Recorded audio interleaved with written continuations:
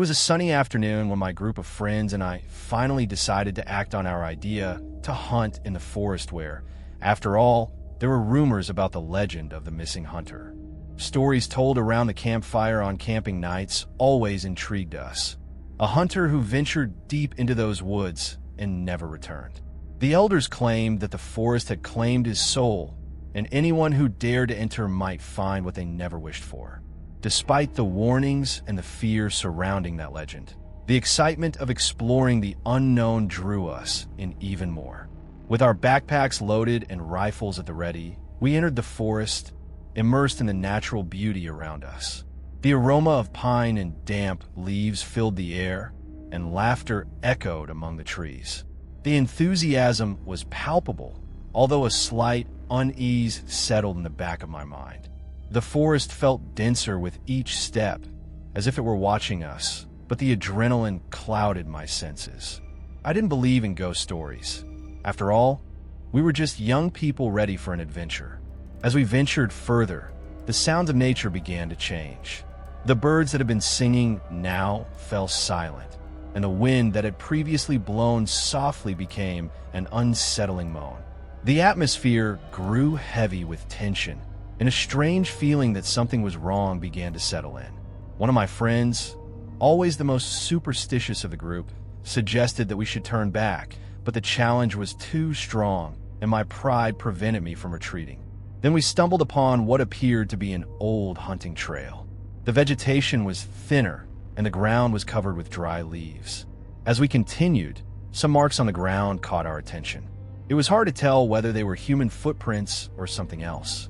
This uncertainty fueled the tension among us, and we started to murmur more about the legend, wondering if the hunter had truly left us something behind. During our search, the awareness that we were on the edge of the unknown was terrifying, but at the same time, thrilling. Before long, we spotted a small cabin in ruins, practically swallowed up by the local flora. The structure was deteriorated, but something in the air heightened our curiosity.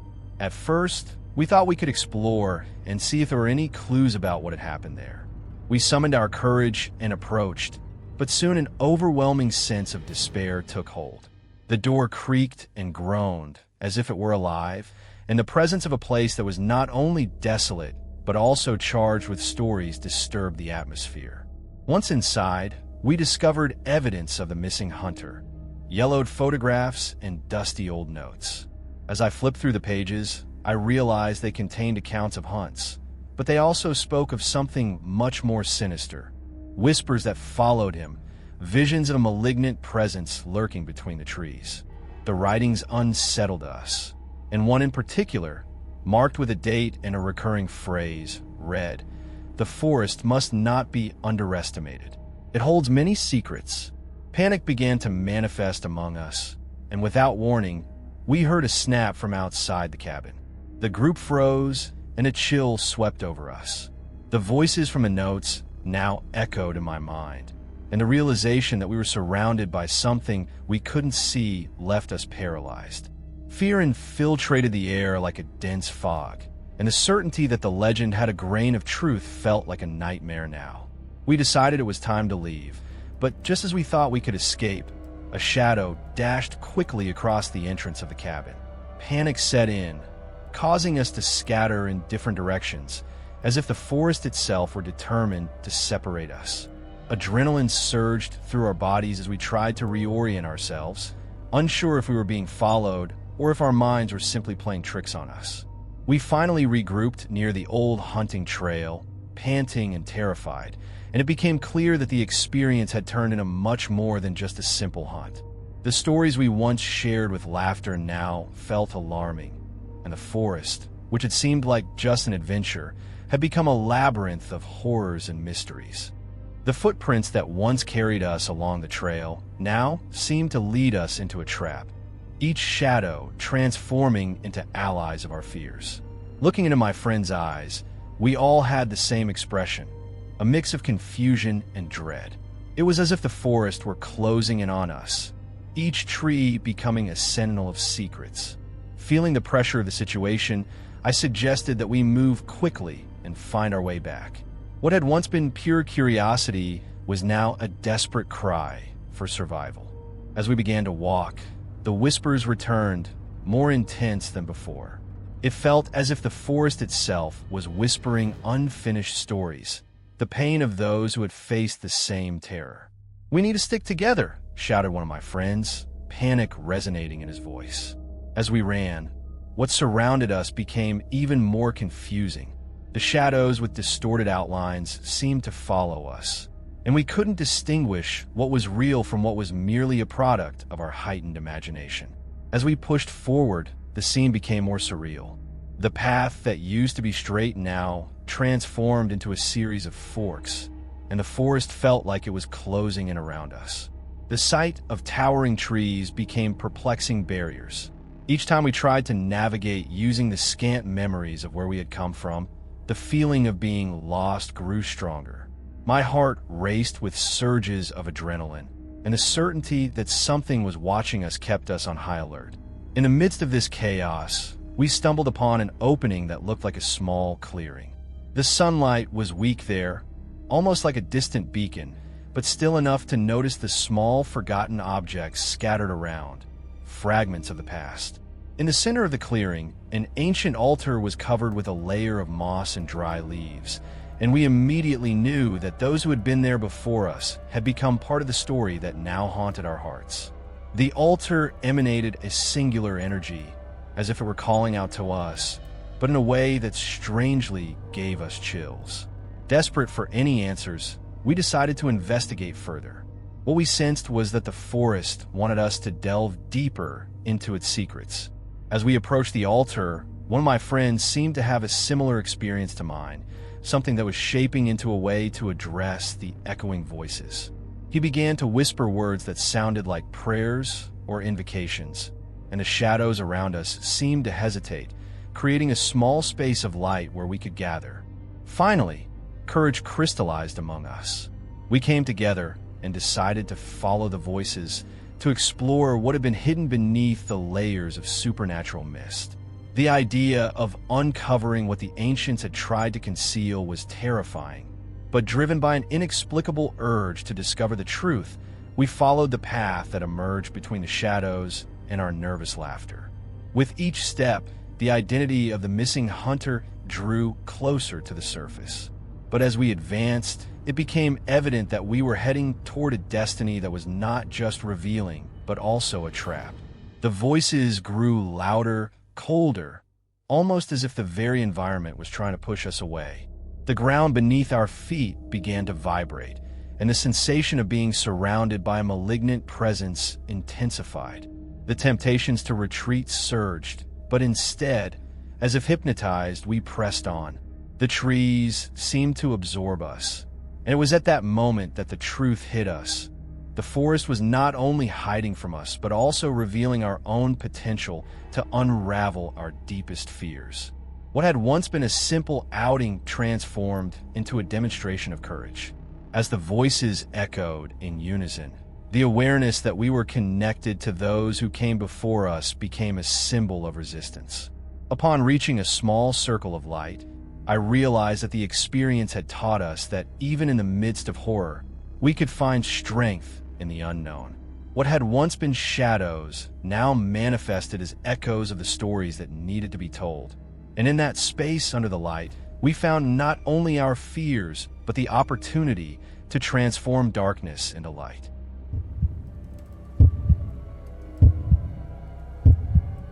The idea of exploring the forest for medicinal herbs had always been an escape for me.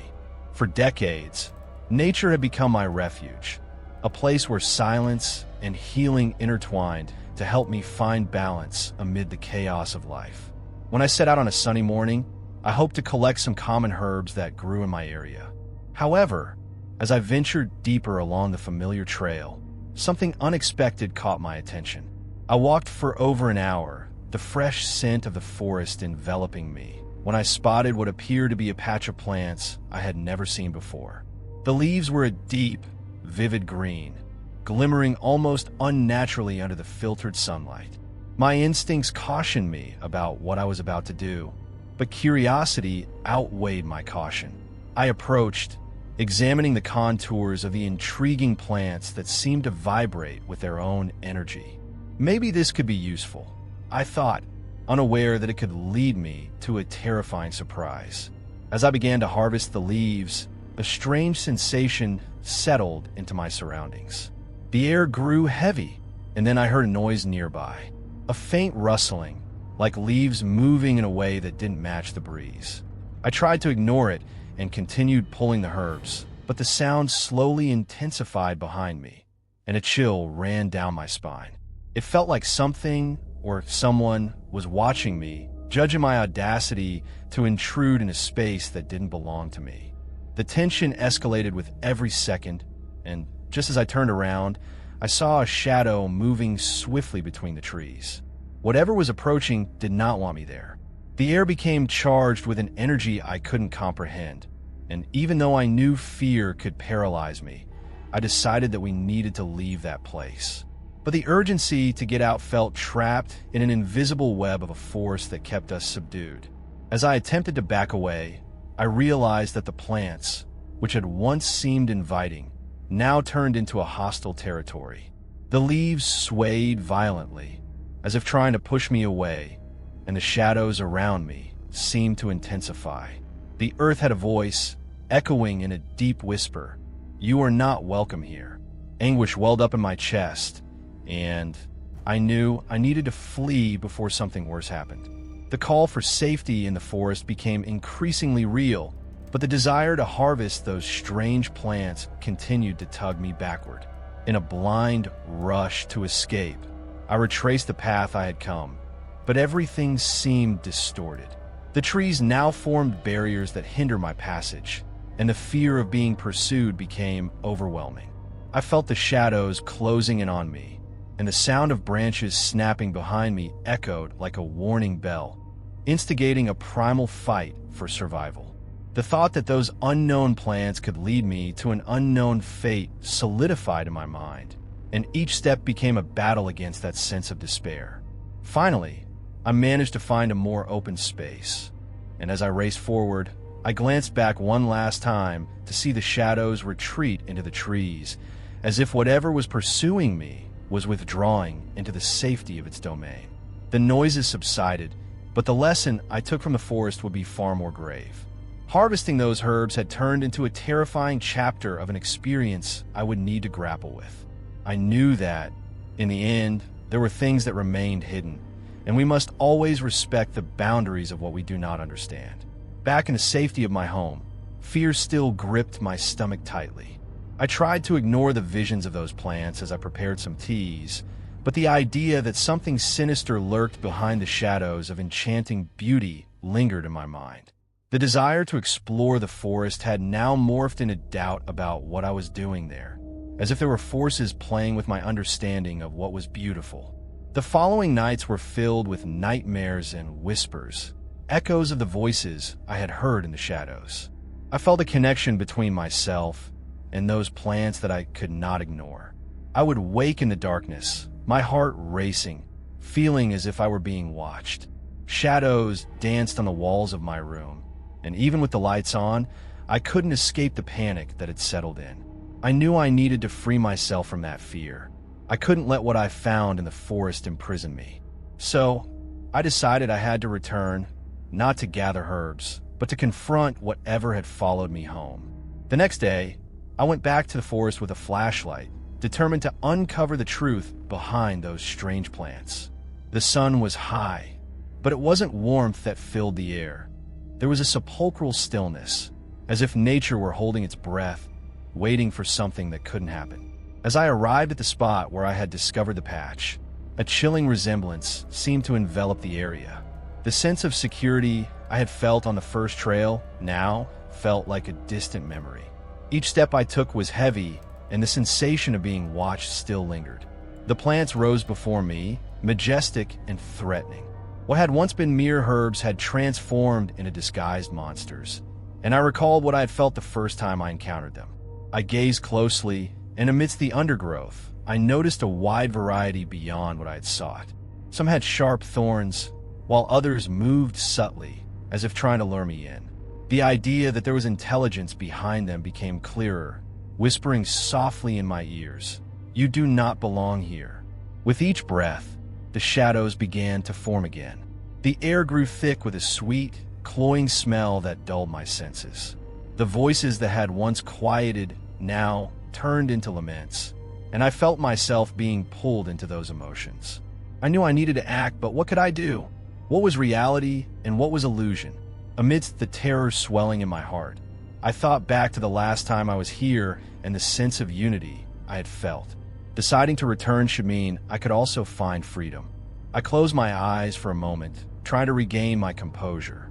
I focused on recalling the sensation of the ground beneath my feet and the connection I had felt with nature. When I opened my eyes, I decided not to retreat. Instead, with a firm motion, I lifted the flashlight, illuminating the plants around me. "If you're something that needs respect, then here I am," I shouted, courage rising within me, challenging the fear that threatened to seize every one of my senses. To my surprise, the plants began to stir, almost as if responding to my call. What seemed like a confrontation with death was turning into a transformative experience. Among the shadows and herbs, I realized I was not only challenging an external force, but also facing the limits of what was deemed wrong or dangerous. Something inside me began to open up, the notion that there might be more in this world than our eyes allow us to see. As the flashlight illuminated the surrounding space, the panic in my chest began to morph into a sense of connection. I didn't know if it was the feeling of confronting the unknown or the strength of emotions emerging within me. But something deep and powerful started to inhabit the forest, as if the voices that had tormented me before were now becoming a gentle song. An understanding arose that the forest was alive, filled with secrets that could be comprehended instead of feared. The whispers transformed into murmurs of acceptance, and gradually, I realized there was undeniable beauty in those plants that I had not allowed myself to appreciate. Their peculiar shapes and vibrant colors revealed the resilience inherent in nature. In each leaf and thorn, there were pains and stories that also needed to be honored, and the idea that I could coexist with this reality brought a new understanding of my own life. The forest, once a place of fear, was now becoming a sacred space. As I stepped away from the patch, I felt I was leaving behind not just a part of myself, but also a profound understanding of the balance between fear and acceptance. Now, the shadows were not enemies, but guardians of stories I had previously failed to recognize. With a lighter heart, I realized that I hadn't just survived what the forest had to offer, but that I had also learned to respect it. Each step I took back felt like a symbol of a new alliance with nature and its mysteries. The truth waiting for me in that deep space was not just about what I feared, but about the lessons that could be revealed through fear. As soon as I returned to the camp, I was overwhelmed with a desire to share everything I had discovered. My friends were gathered around the campfire, laughing and telling stories. They fell silent as they saw me approach, sensing that something was different about me. It was as if I was illuminated by a newfound wisdom that I hadn't possessed before. The forest is not what we think. I started, my words flowing freely. It is full of secrets, but also beauty. We need to learn to listen to the voices that emanate from it, not just fear them. I was surrounded by curious and surprised looks. Each of them seemed to recognize that something had changed, but doubt still hung in the air. So I decided to share my experience, the intensity of my visions, and the transformation that the forest had provided. I told them how the strange plants were not merely objects to be harvested, but living entities entwined in their own stories and pains. As I narrated my feelings and the lessons I had learned, the atmosphere around us began to change. The campfire crackled, and the light danced among us, while the tension slowly dissolved into a lighter air. My friends began to absorb the idea of connection that I was trying to convey. The forest was no longer just a place of exploration, but a space of respect and contemplation, a place where the struggle for survival intertwined with the quest for truth. I spoke about how our experiences in the forest could teach us about empathy and the necessity of not seeing nature merely as a resource, but as part of a larger whole. We must pay attention, listen to the stories that have been silenced. The forest whispers to us, and if we ignore it, we lose the opportunity to grow. I said, feeling a fervor rise as I watched their faces begin to reflect this new understanding.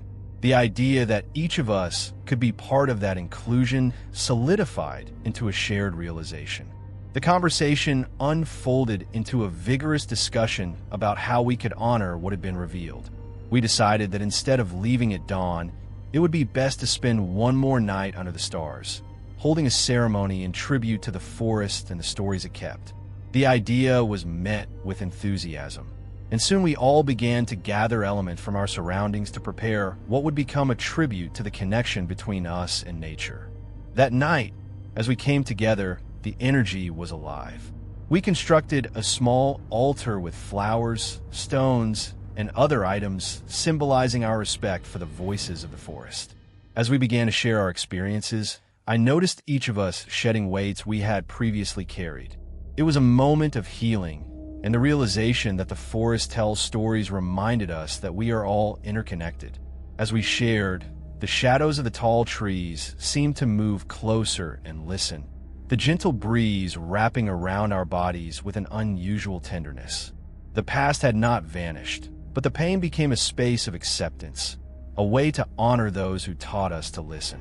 What once seemed merely fear now felt like a respectable force, a connection that transcended fear and despair. When the last story was told and the voices quieted down, I looked up at the sky. The moon was full and shining brightly, reflecting the light that now existed between us.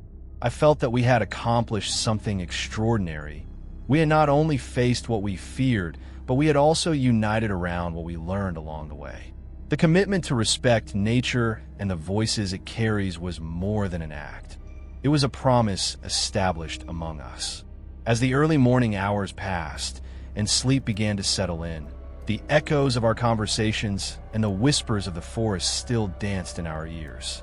There was no doubt this experience had changed us forever. As I closed my eyes, feeling the gentle breeze, I knew that even in the darkest nights, there would always be space for understanding and light. The lessons learned in the forest opened a different path for us, and together, we had the responsibility to continue listening to the voice that calls for respect and empathy, not just that night, but in every day we live. With the confidence that the stories would endure, I knew that every step we took from there would honor the beauty in the connection between us and nature.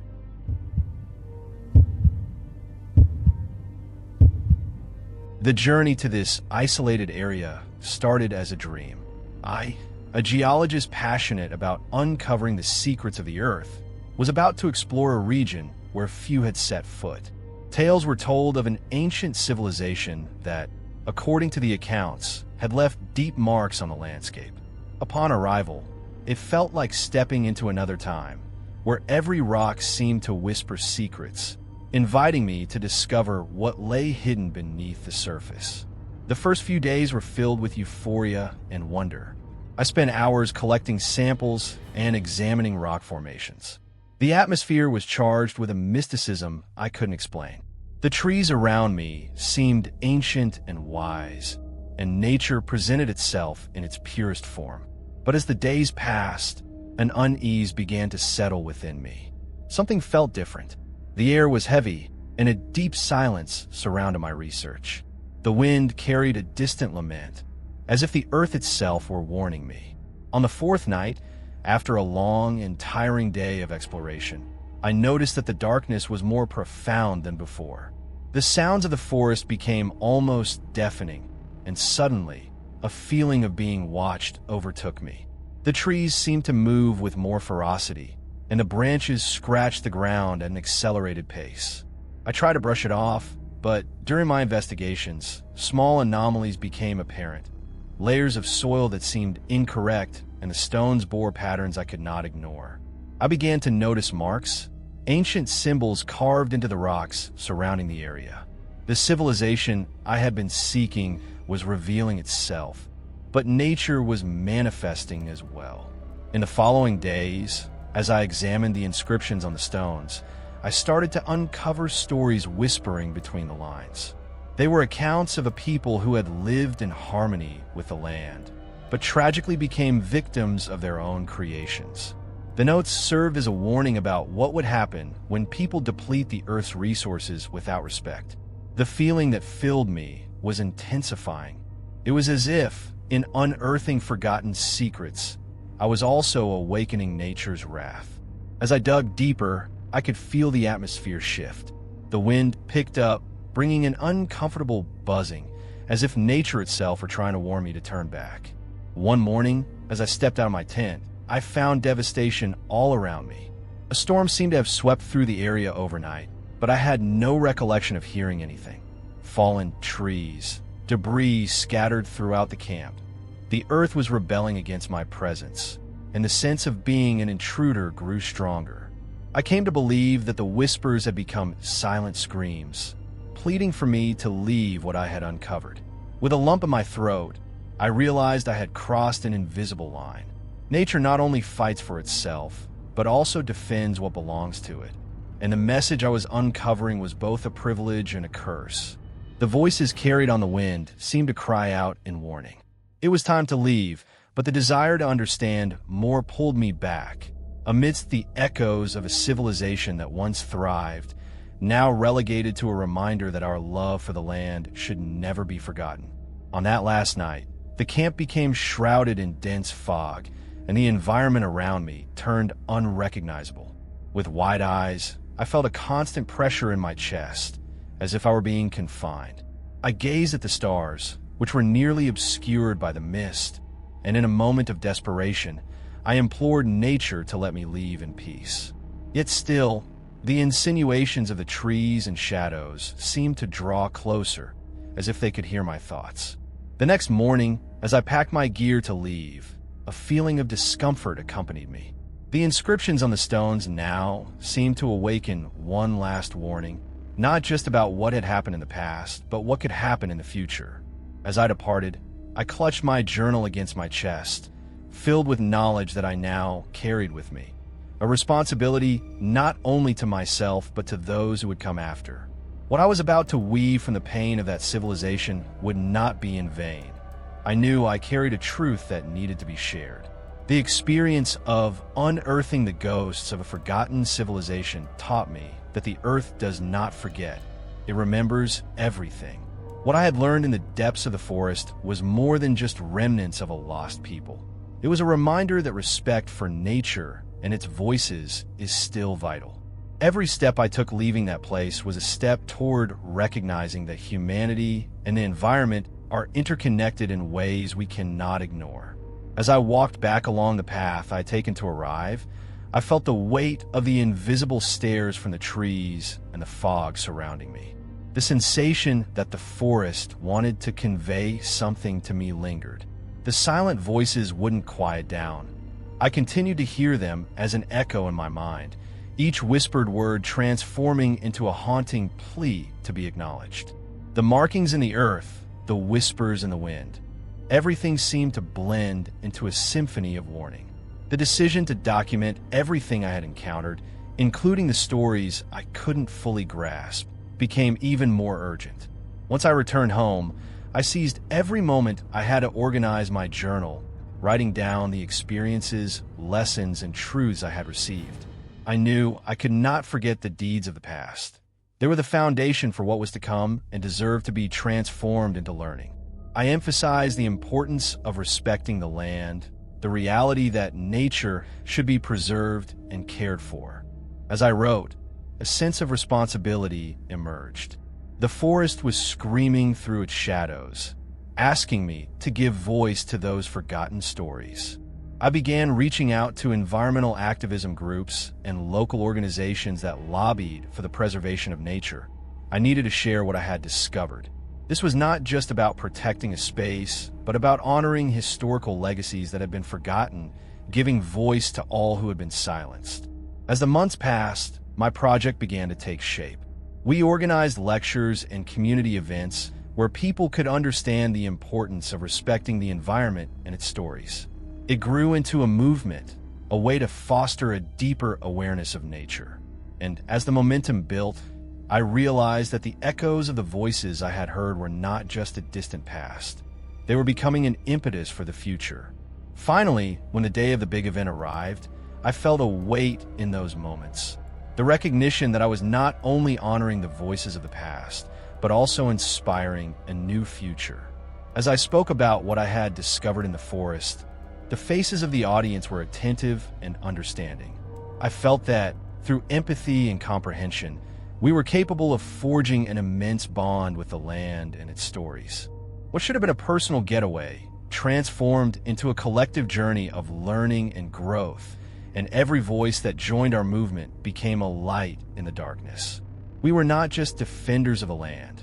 We were bearers of stories that needed to be remembered. And with every step we took together, we approached a deeper truth. Nature has its tales, and we must listen to them. That night, as the moon shone over the forest, I looked out at the trees from my window and thanked those voices that had whispered to me for the first time for teaching me to see the world in a new light. The forest was no longer just a physical space. It was a symbol of hope and renewal. As I continued to explore nature, I promised to always honor the memories and lives of those who inhabited it.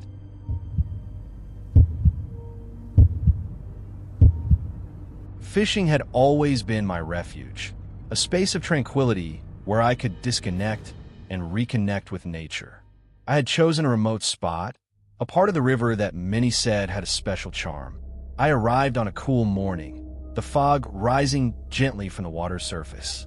In the air, there was a scent of moisture and life, but something different also lingered, an unsettling feeling I couldn't quite explain. As I settled on the bank, I prepared my gear, but as the sun began to rise, the fog thickened. The world around me transformed into a nebulous blur, and the tranquility that had once filled the air now seemed laden with sudden unease. After a few hours of silent fishing, I started to feel as though I wasn't alone. The nature around me, once vibrant, seemed to hold secrets I was unprepared to uncover. With the fog enveloping everything, I began to experience disturbing visions. Fragmented images of faces and figures danced in the mist, vanishing before I could focus on them. Each time one of these visions appeared, a wave of dread washed over me. I understood that those souls were there, trapped in the fog, waiting to be seen. What had once been a simple moment of isolation in nature was now turning into an encounter with something much deeper and more frightening. Through the whispers of the wind and the lament of the water, I heard the stories of lives intertwined. They were souls who had succumbed to the waters, victims of accidents, perhaps victims of nature itself. Their voices, though indistinct, seemed to cry out for recognition. It was as if the river was lamenting an echo of tragedies that had been forgotten over time. Each vision felt more intense, each figure more desperate.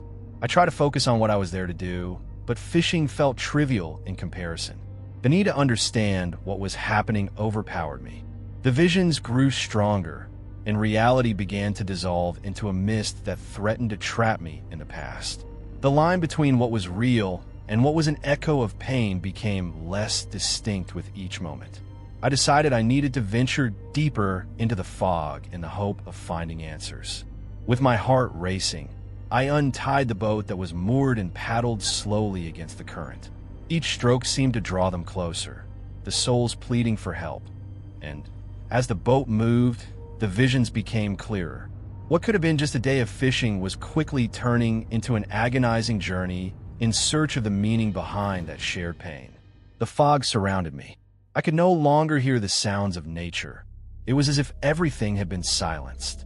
When I reached a deeper point in the river, the figures began to form around me. I could feel their presences, almost tangible, and the anguish they carried felt dark. Looking at the shadows rising from the water, I saw portraits of lives that could not be forgotten. Their expressions, desperate, stared back at me with a silent appeal. It was a strong, clear message. If I couldn't free them, I at least needed to give voice to their traumas. Fear began to be replaced by sadness and responsibility. How could I remain silent in the face of such a clamor? With a surge of determination, I decided I needed to do something. I cast my fishing line and, instead of seeking fish, started to speak. If there is anyone here who wishes to be heard, I am listening. My words echoed through the fog, and for a moment, I felt a calmness wash over me, as if the more I spoke, the more light I brought to what was once merely an oppressive darkness. With every reflection, the figures began to dissipate, and soon the fog started to lift. The silence as I spoke enveloped the space, and suddenly, I was not just on the river. I was connected to the history that place carried. Sinking slowly into the moment, I realized that even in the face of horror, there was space for healing and liberation. They were no longer prisoners. They were witnesses to stories that needed to be told and never forgotten. The final vision was one of a last smile disappearing into the river's currents, and I could sense that those who had departed were now finding peace. With clarity in my emotions and understanding of what I had witnessed, I made a decision that would change my path. The souls, now freed, had left a profound impact on me. The pain I once felt while rowing against the current had become a tribute to what they represented. Back on the bank, the fog was dissipating, and the sunlight finally pierced the forest, illuminating the way. I felt a weight lift off my shoulders. The responsibility to remember them was now part of my own mission. As I prepared the boat for the return trip, a sense of renewal washed over my spirit. I knew I needed to share what I had experienced, to tell the stories of lives lost in those waters. The river would become a symbol of a connection that transcended death. My heart throbbed with a newfound determination. I was not just a fisherman, but a storyteller, and I had to give voice to those who could no longer speak. After returning to my town, I went to a community center and began organizing gatherings where people could share their experiences with the water and nature.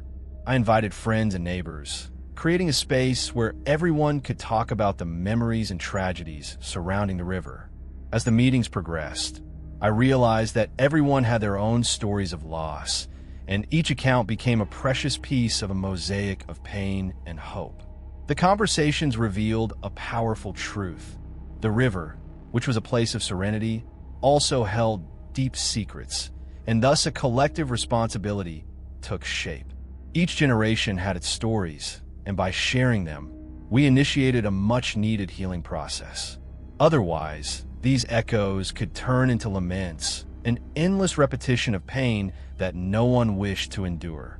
As the weeks went by, the stories of sorrow transformed into a pathway to understand the impact and changes that could occur around the river. I also launched a local art project that highlighted the river as the protagonist, where people could reflect their feelings through artistic expression. With every brushstroke and each recited poem, our collective journey became more meaningful, serving as a reminder of unity and hope. The day I launched the project was a milestone. People came from all corners to share their works and experiences. We gathered around the river, breathing in the refreshing air, and I felt engulfed by a deep sense of belonging. Finally, the light of the river that once brought fear was now transforming into a beacon of hope, illuminating our stories and uniting us on a solid foundation. On that special day, as I gazed at the reflections of the artwork in the water, I knew that the voices that had once haunted me were now the same ones that had transformed into strength. We were embracing the connection between history and memory, creating a space where the past, present, and future converged. The river, once a reminder of pain, now reflected the beauty of love and unity. Remembering and honoring those who had lost their lives became more than just a symbolic act. It was a way to ensure that their stories would not be forgotten, that they would remain alive in our memories and hearts. With this, I was enveloped in a peace I could scarcely describe. The weight of silence dissipated, replaced by the resilience and strength we had built together. The last whispers of the past became a hymn of hope as I moved forward. The voices would not fade away. Rather, they now represented a legacy of love and responsibility that bound us together. And so, as I look to the future, The journey was not just about what had been lost, but about the beauty of living and honoring what still remained.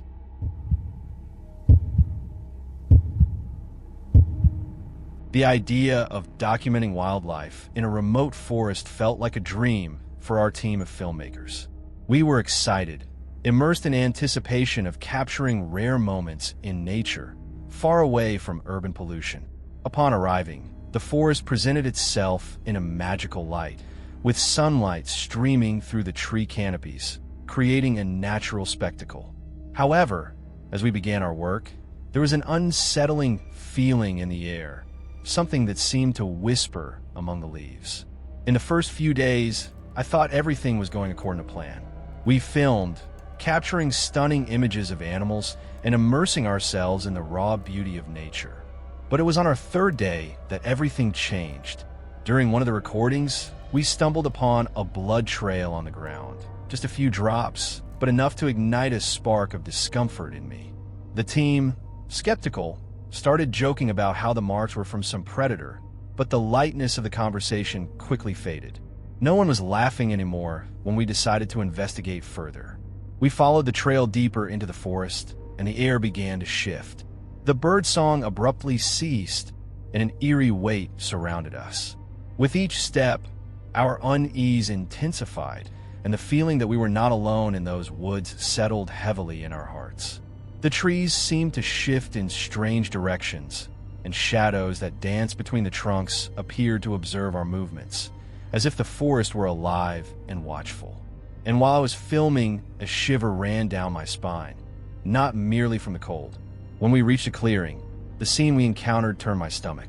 There were torn fabric scraps, and as I swung the camera around, I saw that the dirt was stained. Marks of struggle, clearly recent, unfolded beneath our lens. A sense of dread took hold among us, and adrenaline began to surge through our veins. We were far from what we had expected, and the idea that a human predator might be lurking around filled us with a cloud of terror. "We need to get out of here now," I whispered, urgency slicing through the air around us. I looked at my colleagues, and they seemed just as scared as I was. Just as I turned to start the retreat, a noise erupted from the bushes, a crack so deep it made my heart race. That was what I didn't want to see, the confirmation that something was there, lurking in the shadows. Before we had a chance to escape, a figure emerged, freezing us in our tracks. It was a man, but he didn't look like someone who was lost. His gaze was vacant, and he held something in his hands, a blood-stained knife. Absolute horror enveloped the group as we tried to process the situation. Adrenaline surged, and suddenly, the fight for survival became the only truth left. Instinctively, we began to back away slowly, attempting not to provoke violence in his direction. I knew our chances of survival were fading. After a series of exchanged looks, a collective decision followed. We began to run, each of us darting off in different directions, as if the forest itself were determined to separate our group.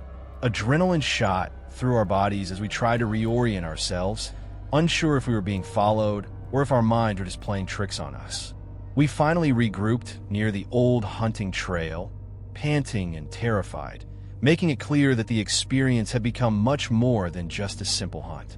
The stories we once shared to laugh about now felt alarming, and the forest, which had seemed like an adventure, had turned into a labyrinth of horrors and mysteries. Upon arriving at the hotel, the adrenaline began to dissipate, but the feeling of fear lingered in my back. The urge to share with others what I had experienced was growing inside me. However, as I tried to explain, a truth settled in. People might not understand. It's easy to believe that horror stories are exaggerated, that reality is merely what one can see. I knew that no one could grasp the gravity of what I had experienced in the shadows of those relentless trees. I gathered the other team members, and the conversation started in soft voices but quickly escalated as emotions began to rise. A camaraderie emerged among us, and we started to discuss what had happened. Yet there was a weight between us that could not be ignored. The words simply couldn't capture the intensity of what we had lived through. And while each of us had our own fears and reactions, We were all united by the terrifying experience that had brought us together. We decided the best course of action was to try to understand what was really surrounding us. That forest, with its air of mystery, should not remain silent. We made a plan to return to the site and investigate further, hoping to peel back the layers that had accumulated among the branches. The voices should not be silenced, and the mission to understand had become a responsibility we were willing to embrace. So, one morning, we returned to the forest, this time armed with determination and new tools. The atmosphere was darker than during our first visit, as if the very air was charged with a heavy expectation. The previous panic had been replaced by an urge to uncover the truth, even knowing we might find not only answers, but also what lay hidden in shadows. When we arrived at the hunting ground, nature seemed to fall silent, as if the forest itself were aware of our presence. The trees appeared to be waiting, their branches swaying lightly in a breeze that carried a distant whisper. I examined the space with renewed attention. The footprints we had found previously marked the ground beneath my feet. The sensation of being watched intensified again, but this time it was not just fear. It was an awareness that we were on the verge of revealing something profound. As we walked down the trail, we noted that the atmosphere around us felt even more oppressive. It was as if every movement echoed in the depths, as if something was about to be revealed. As we approached the spot where the shadows had emerged to haunt us, the tension grew within each of us, an intertwining of fear and curiosity that kept us united. Finally, we reached the central point, and as we looked around, I felt engulfed by an undeniable tension. The clearing where we gathered was covered in dry leaves, but more than that, there was a weight, a sense that the land was telling us we were crossing a boundary. So we decided that instead of waiting for terror to manifest, we would seek it out. What we were hiding from was not merely a troubled memory, but an echo of what had once existed in our history. With racing hearts and intertwined voices, we made our commitments to listen to the stories that lay beyond the tangible. Opening a space to face the unknown, we made our choices together, aware of the risks, but determined to bring what could not be forgotten into the light. Each of us knew that regardless of what we discovered in the depths of the forest, the presumed anonymity would cease to exist. It was time to confront the ghosts of the past and reclaim the lives that had until that point remained hidden in the shadows. With that, we initiated our ritual of rescue, the quest for truth, a courageous act that embraced the solidarity among all of our stories. As I prepared the boat for the return trip, a sense of renewal washed over my spirit.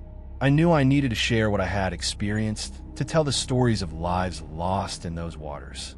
The river would become a symbol of a connection that transcended death. My heart throbbed with a newfound determination. I was not just a fisherman, but a storyteller, and I had to give voice to those who could no longer speak. After returning to my town, I went to a community center and began organizing gatherings where people could share their experiences with the water and nature. I invited friends and neighbors, creating a space where everyone could talk about the memories and tragedies surrounding the river.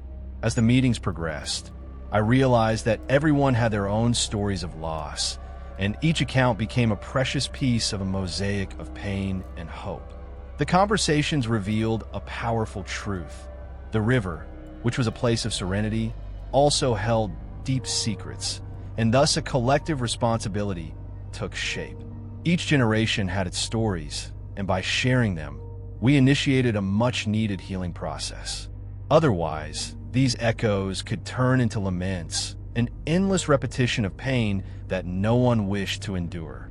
As the weeks went by, the stories of sorrow transformed into a pathway to understand the impact and changes that could occur around the river. I also launched a local art project that highlighted the river as the protagonist, where people could reflect their feelings through artistic expression.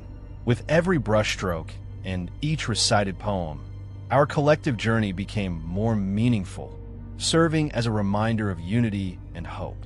The day I launched the project was a milestone. People came from all corners to share their works and experiences. We gathered around the river, breathing in the refreshing air and I felt engulfed by a deep sense of belonging. Finally, the light of the river that once brought fear was now transforming into a beacon of hope, illuminating our stories and uniting us on a solid foundation. On that special day, as I gazed at the reflections of the artwork in the water, I knew that the voices that had once haunted me were now the same ones that had transformed into strength. We were embracing the connection between history and memory, creating a space where the past, present, and future converged. The river, once a reminder of pain, now reflected the beauty of love and unity. Remembering and honoring those who had lost their lives became more than just a symbolic act. It was a way to ensure that their stories would not be forgotten, that they would remain alive in our memories and hearts. With this, I was enveloped in a peace I could scarcely describe. The weight of silence dissipated, replaced by the resilience and strength we had built together. The last whispers of the past became a hymn of hope as I moved forward. The voices would not fade away. Rather, they now represented a legacy of love and responsibility that bound us together. And so, as I looked to the future, the journey was not just about what had been lost, but about the beauty of living and honoring what still remained.